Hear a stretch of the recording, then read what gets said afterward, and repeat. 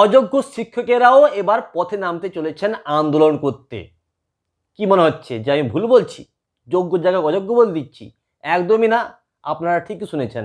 অযোগ্য শিক্ষকেরাই এবার পথে নামতে চলেছেন।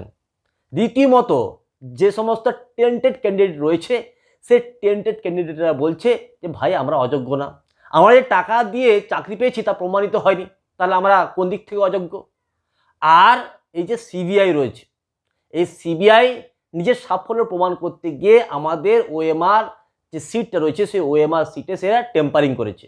ওএমআর সিট টেম্পারিং করার জন্য আমাদের এই হাল হয়েছে। সুতরাং আমরা কিন্তু প্রকৃতপক্ষে অযোগ্য না, আমরা যোগ্যই, আমরা পুরো যোগ্য।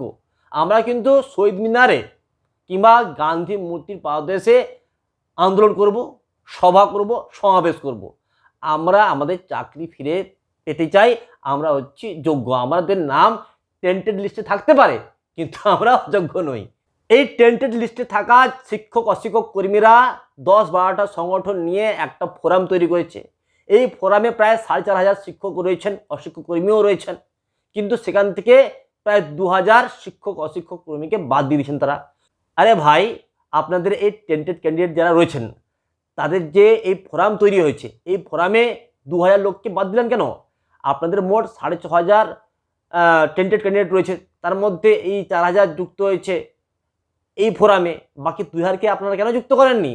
তখন এরা জানিয়েছে যে ওদেরকে আমরা নিইনি, কারণ ওরা প্যানেল বহির্ভূত চাকরি পেয়েছে, ওরা চাকরি পেয়েছে র্যাঙ্ক জাম্প করে, তাই তাদেরকে আমরা এই ফোরামে রাখিনি, তাদেরকে বাদ দিয়ে দিয়েছি।